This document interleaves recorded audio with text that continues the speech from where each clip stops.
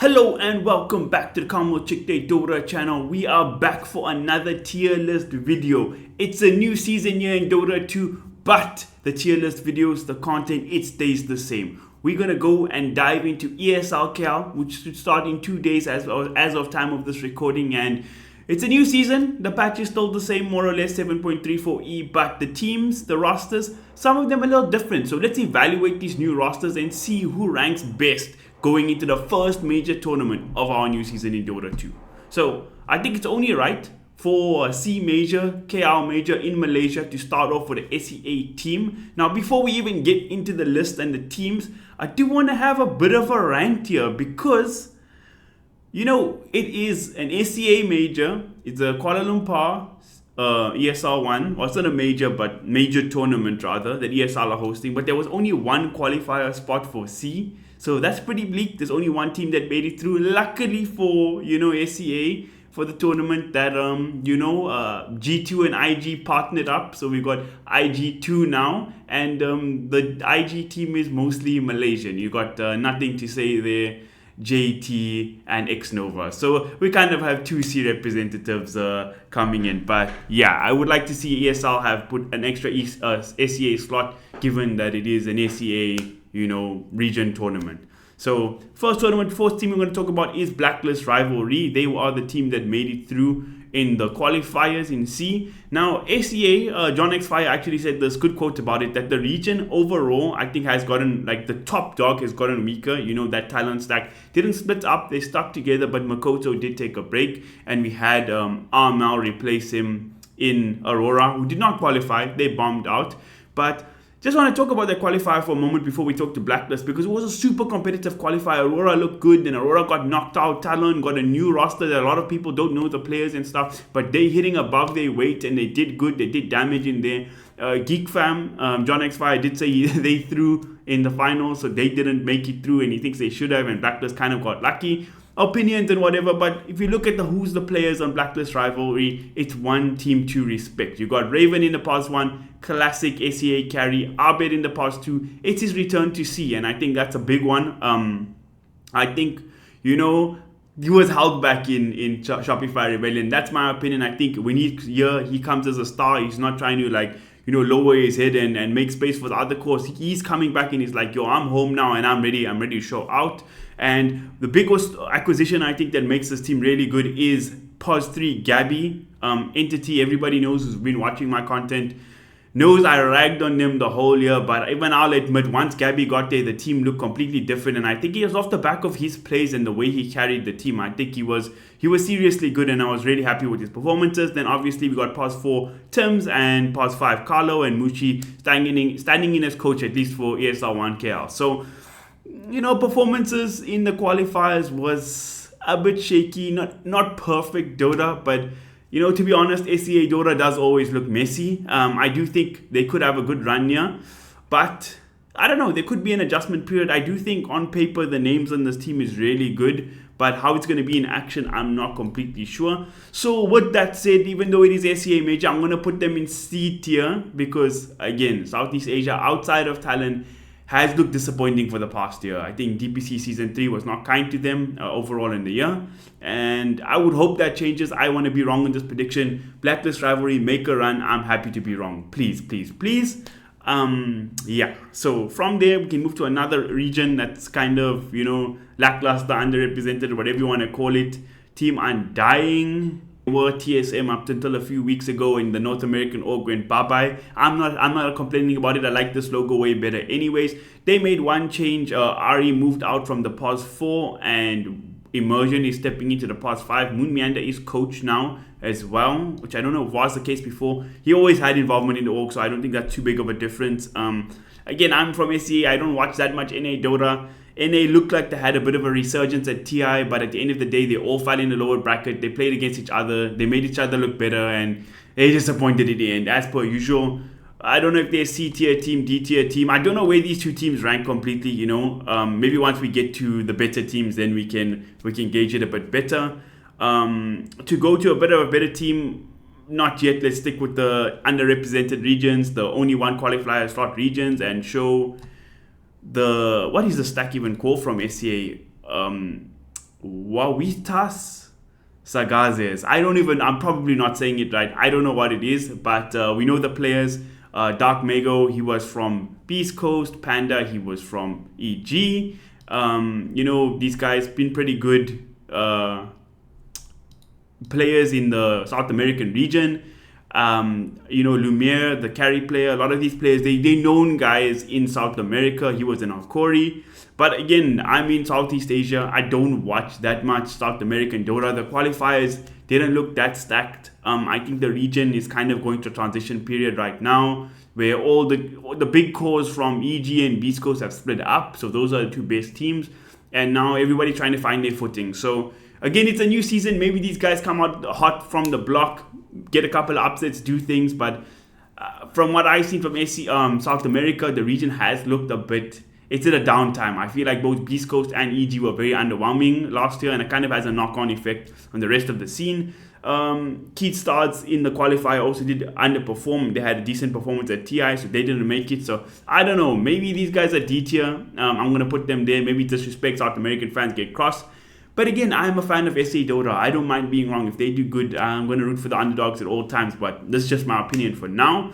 Now let's get into some of the stronger teams, the better regions, and go to China. So there's 3 teams in China, right? We got LGD, Azure, and the Chinese team, the Malaysian team masquerading as a Chinese team in IG, G2IG, or whatever the hell they're called now. The first team we can talk about from there is G2IG. It is the easiest team to talk about. I think, in my opinion, they are the strongest team representing from China.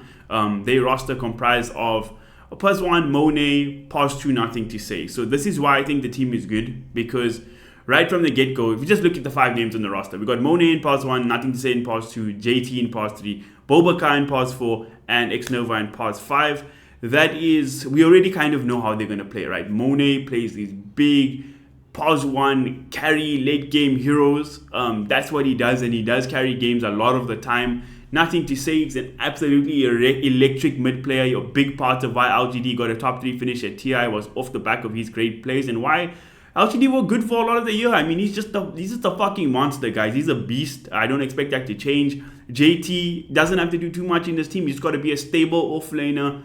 Buy the auras. Okay, it's kind of a different patch for that, but do what he needs to do. In games he needs to initiate, be a frontliner, that's what he's got to do. In games where he needs to buy auras, in games where he needs to control areas, he just needs to do his job as an offlane and it'll be fine. We got +4 Bobaka. He's a very active playmaker. Expect Clockworks, Tuskars, those kind of heroes. He's going to be playing them. He's going to be making moves around the map. That's great. And Xnova is just a solid +5. He was kind of in purgatory, stuck playing on bad SEA teams last year. And I'm glad to see him on what I think is a very good roster. So I don't think it's like a world beater roster, but I do expect them to be a strong team here.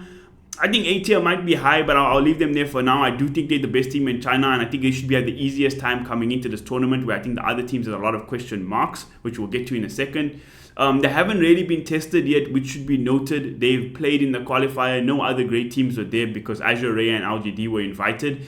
But in their credit, they did make mincemeat of that qualifier. So they do look good. I expect a decent showing from there. There's 3 Malaysian players for the KL, ESL. They should be great.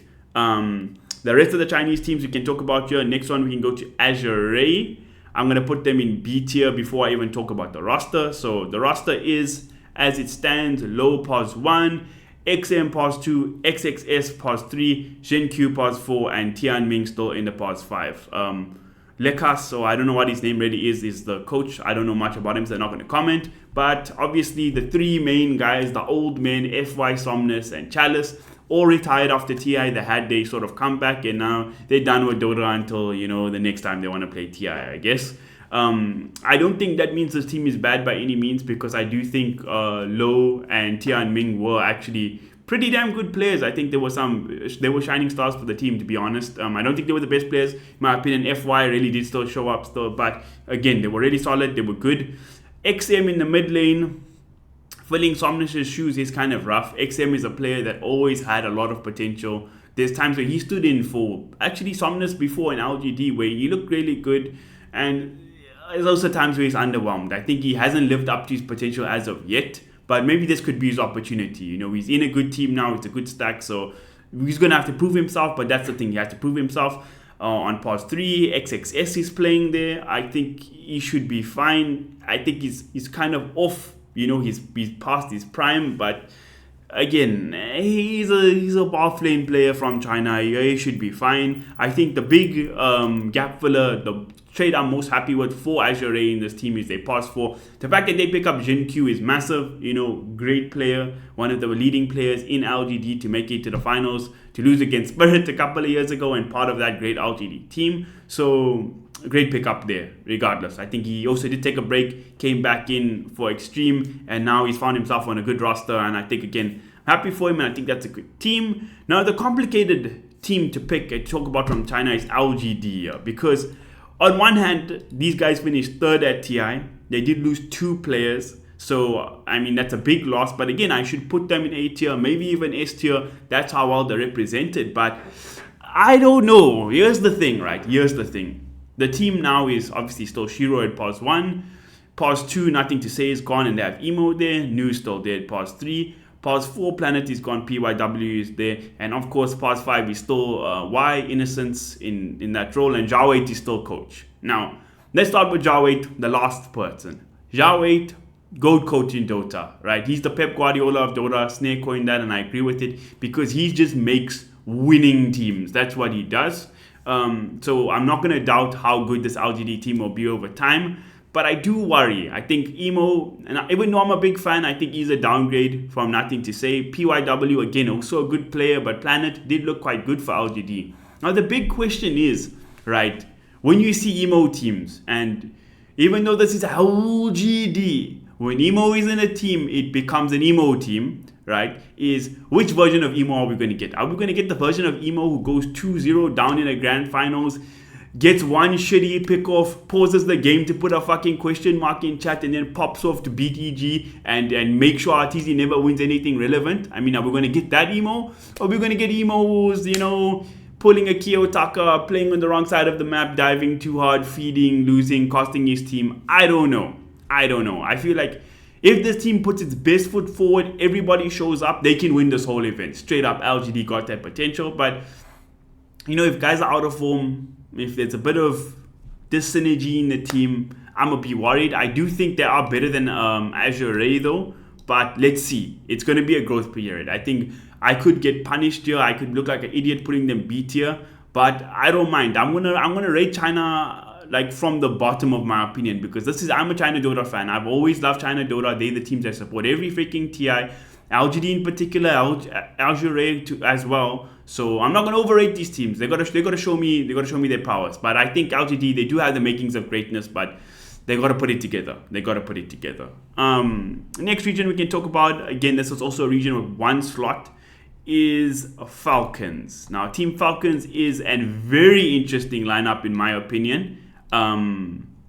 Should I even talk about them now? Yeah, let me just do it straight up. Okay, we're on here, interesting teams. Might as well keep the bandwagon going. So, Team Falcons is the Saudi Arabian org that put together a super team from players all around. So the pause 1 is Skidder, pause 2 Malorine, pause 3 ATF my boy, and pause 4 Crit, and obviously pause 5 is Snaking. So 2 of the Tundra players are now in Team Falcons. Now this team, I think, is really fucking good. Like, I think this team's ceiling is out of this world crazy. Like, if everybody puts it together, everybody does what they need to do, I think this team could really pop. And results, they've actually played a decent amount of Dota so far. So in the MENA qualifier, Middle East and Africa, or whatever it means, qualifier, they did look good. They beat Quest. I think they lost the upper bracket game and then beat them in the grand finals quite convincingly. So that's a big one, because they played Quest, the Quest roster that represented a Riyadh last year, which looked like a really good team. So the fact that they beat them is great. They played this Pinnacle tournament as well. They lost one game to support, actually one series, to pause 5 support center, 2 games in a row, and they got smacked and they lost. But other than that, they ran through the entire tournament and they got to the grand finals. They won 3-0. So they've played a lot of Dota, a lot more than all these other teams coming into this tournament. So I do think they have some momentum going for them. And honestly, my dark horse pick to win this tournament is going to be Falcons. I actually think if everything goes their way, they can come out the gate extremely hot and win the tournament. But, I'm not going to put them in S tier just because I think they can win. It's similar to LGD. Again, the potential is there, but let's see how they do against top flight competition before we make any grand reads. Because, yes, there's a lot of teams that have new rosters, but a lot of these rosters that we're going to talk about in a moment are rosters of old. So they already have a more proven track record. But I'm very excited to watch them play, It's a great thing to see. So, talking about people I'm excited to see play, let's talk about Europe now for a little bit. We'll start off with Team Secret. I'm putting them in C tier to start off, right? Because I know it feels disrespectful. Maybe I should even put them D tier, but I don't want to get fanboys too upset. Now, I'm going to see Puppy live going to ESL, and that's a dream come true. One of the, the all-time Dota GOAT in my opinion. Just record is unbelievable. But let's look at the team for this tournament and probably for the season. I don't think Team Secret are going to chop and change the whole time. So pause 1 still Crystallis. Pause 2 very surprisingly, not surprising because we all watched the qualifiers, but they went back to mid 1. We thought after that epic TI choke that Puppy would never want anything to do with mid 1 ever again, but he's back, and I think that's a really great pickup in the mid lane because mid 1's had a great end of the season. Him and SMG, they won the qualifiers. He looked great there. Even in the CDPC, although SMG were up and down team, mid 1, he did have some highs. I gotta say, he had some really good games and such. So happy to see mid 1 back with Puppy. I think he can do a good job of unlocking him. Pause 3 is going to be Boom. So Boom, funny enough, was with Team Secret. He was with Puppy just a couple of months ago. Initially, he came there to join as a mid to fill the shoes of Nisha. Too big to fill, but Puppy did like him. He did enjoy working with him. And when they eventually kicked him for FBZ in the offlane to get an actual offlaner because Boom had to transition, he said it's no bad blood. We just needed an offlaner, and it's actually really sad that Boom couldn't continue because he liked working with him. So that's what Puppy was saying about this guy. So now that he's had a lot of time to practice and play pause 3, because again, guys, there's no offlaners available. All these carry players, these mid players have to transition to pause 3 now. Is actually interesting. So I think Puppy, they didn't go for all-star players. I don't know if Team Secret have lost their buying powers to get all-star players, or Puppy has a vision of how he wants to build up these, underrepresented guys. Crystallis gets flamed. Mid 1 has the washed allegations. Nobody really pays attention to guys like Boom and Yamich. So maybe Puppy has an idea. Maybe he's going to cook. I don't know. I'm excited to see Secret play. They did get through the Western Europe qualifiers. It was a struggle. Of course, Liquid had to play the qualifiers as well, and they just ran through the bracket. We'll talk about them later. But Team Secret, they fought their way through. They managed to get here. So credit to them. And again, Puppy's going to be here. I'm super excited to see him play. But as of now, they just said in C tier. It will be disrespectful to put them in D tier. I do think they're going to be better than Undying. That's for sure. Blacklist International, they should be better than, but because it's a C tournament, maybe they'll have that buff. I'm gonna leave Blacklist there at the head of them in C tier. But yeah, that's it for Secret. Next team we can talk about, we have 4 teams left. Team Liquid, Gaming Gladiators, BetBoom, and 9 Pandas. So let's start with 9 Pandas here, right? 9 Pandas have a new roster as well. I don't know what happened. It looked like for a while Solo wasn't there. Roger was supposed to be there, but now I see Solo's back in the team. Those two, Ramses and Solo is like that toxic couple we know that always break up, and you're like, oh, they're broken up, they hate each other, and then they get back together, and they've been doing that for 10 years, So that's Ramses and Solo.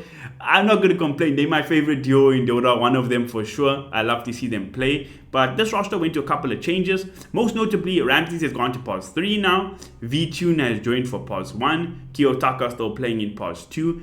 Pause 4, no more Antares, and Afo Ninja has come to join the team to play there in that area. So he hasn't played Dota for a very long time, but they managed to win the qualifiers for Eastern Europe. There was 2 slots available. BetBoom, of course, were the team to win the thing first, but I really think they're one of the best teams, which we'll talk about soon, so there's no shame in losing to them. And 9 Pandas, they put up a valiant effort through the qualifiers and made it through here. So I think this team does have potential. I don't know. I'm a bit worried about Afro Ninja in the 4. We'll see how he performs there. But I think the question about V-Tune, right? I was a big name carry player for Navi a couple of years back. High profile, looked really good. But I think he's going to be important for this team because one, a lot of people doubt, carry players going to offlane and such, whatever. Ramsey's in the offlane. He played that before COVID. He was in EG as an offlane player. They made it to a fucking finals, right? He looked phenomenal there, dominating lanes, playing he looked like a carry in the offlane as well. And I think this patch in how offlanes play, that's how you need to play. Look at heroes that are getting picked. Wraith Kings going Radiance, heroes like Dawnbreaker dominate the lane, sit farm for like 10 minutes there. Nobody wants to mess with them. Ramses is really good at that. So I really think he'll thrive there. Kiyotaka is this absolute wild card in the mid lane. You don't know what he's going to do. What crazy thing what plays he going to make? How is he going to win the game? How is he going to throw the game? You never know. So VTune, I think, is an important player in this team because all he needs to be, in my opinion, is a stable carry. Because he has two guys who will be the flashy players and win the game for him. But they need that stable guy in the safe lane. So if he can sort of be like that fear darkness for the team, where maybe not in leadership, but in his play, just be stable.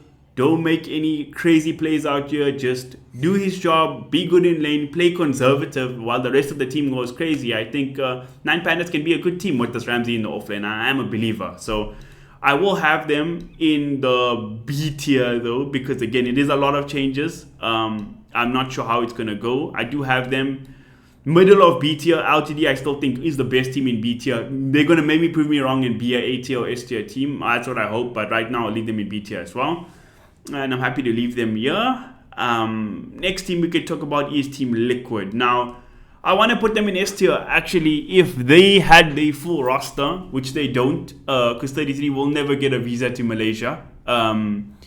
They would have been S tier for me. So my reasoning for them being S tier would have been that, so obviously Zai is retiring, massive loss. I cannot understate how good Zai is, how highly I rated him coming into this tournament. Into this team and in the Dota landscape. Honestly, he could have been the best player the whole of last year, maybe behind Yatoro and Collapse. He would have been in that category in my opinion. So losing him is massive, but I do think 33 for Liquid plays a similar role in the team, right? He's also that offlane who likes these zoo heroes, plays weird, can dominate. I think he's a really high impact player, exactly what Team Liquid need. But why I think Team Liquid are going to be one of the best teams this year is they were one of the best teams last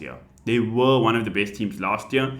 And they just fell short. They made it to 5 finals, more finals than Gaming Gladiator. Okay, no, tied with Gaming Gladiator. And they just never won anything. So I think they're the hungriest team coming into this season. I think they're a team who already had the makings of greatness. So they can string it all together, they will be good. And I don't even think they were at the best because I don't think Nisha had a good year last year. I mean, that's going to maybe be a hot take, but I think relative to his peak in Team Secret playing under Puppy, he just hasn't lived up to that. So maybe this team still has a ceiling they can reach. They haven't got there yet, so they can get a bit better. They can hit their peak still, so that'll be good. But for this tournament, they will have Saberlight playing. Saber Chad has sort of also hasn't really reached his prime, but maybe held back in Shopify Rebellion, the retirement home there for a while. I don't know. I think he's a good stand-in. I think Liquid will still be one of the top competitors, but also they haven't looked good when they've had stand-ins. So I don't know. Again, I do think they're the hungriest team. I'm just going to leave them in S tier rather. Even though they have a stand-in, I think they can have that. You made 5 finals in a year. I'll give you that. And again, actually, funny enough, all my 3 S tier teams are going to be teams that have the same roster from last year. So we'll go to Gaming Gladiators because this should be a quick, easy shout.